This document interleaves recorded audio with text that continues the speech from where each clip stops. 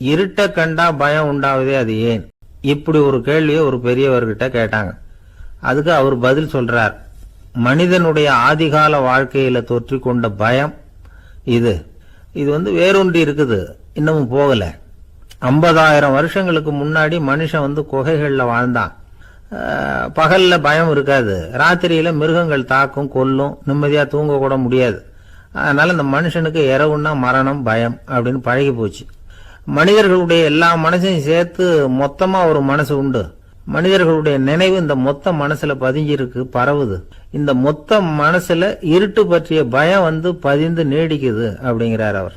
இந்த காலத்துல இரவை பகலாக்கிறதுக்கு எவ்வளவு விளக்குகள்லாம் வந்தாச்சு. ராத்திரியிலேயும் மிருகங்கள் தாக்குங்கிற நிலைமை இல்ல.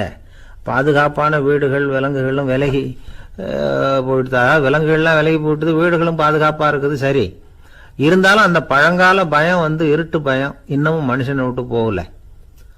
இன்னொரு விஷயம் என்னன்னா, இருட்டுல இருந்து வெளிச்சத்துக்கு வராத மனிதர்கள் இன்னைக்கு அதிகம். ஒரு ஆளு ஆத்துக்கு மீன் பிடிக்கிறதுக்காக போனான், இன்னும் விடியல. அதுக்குள்ள வலையை எடுத்துட்டு கிளம்பி போயிட்டான். வெளிச்சம் வர்றதுக்கு முன்னாடியே போய் சேர்ந்துட்டான். விடிகிற வரைக்கும் என்ன பண்றது? சும்மா கரையிலேயே உட்காந்து காலாட்டிக்கிட்டு இருக்கிறான். காலில் ஏதோ ஒரு சின்ன மூட்டை தட்டுப்பட்டது. இருட்டுல அது என்னன்னு சரியா தெரியல. மூட்டைக்குள்ள சின்ன சின்ன கல்லா நிறைஞ்சி இருக்குது. சும்மா பொழுது போகணுமேங்கிறதுக்காக இவன் அந்த மூட்டைக்குள்ள இருந்து ஒவ்வொரு கல்லா எடுத்து ஆத்துல வீசிக்கிட்டு இருக்கிறான். விடிகிற வரைக்கும் வேற வேலை இல்லைங்கிறதுனால எப்படி செஞ்சுக்கிட்டே உட்காந்துருக்கிறான். கிழக்க மெதுவா வெளிச்சம் தெரிய ஆரம்பிச்சது. பொழுது விடியறதுக்கான அறிகுறி. இதுக்குள்ள அந்த மூட்டையில இருந்த எல்லா கல்லையும் எடுத்து வீசி எறிஞ்சுட்டான். கடைசியா ஒரே ஒரு கல்லு மட்டும்தான் கையில பாக்கி இருந்தது. வெளிச்சம் வந்ததும் அந்த கல்லை பார்த்தான், அப்படியே திகைச்சு போயிட்டான். அடடா, இது வரைக்கும் தெரியாம தப்பு பண்ணிட்டோமே அப்படின்னு நினைச்சான். ஏன் தெரியுமா?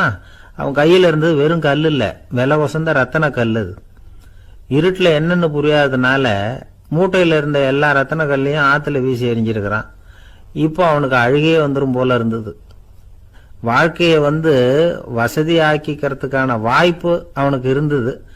இருந்தாலும் இருட்டுல அதை இழந்துட்டான். தென்கட்சி கோ. சாமிநாதன் ஐயா அவர்களின் இன்று ஒரு தகவல் நகைச்சுவை கதைகளை கேட்டு ரசித்தமைக்கு நன்றி.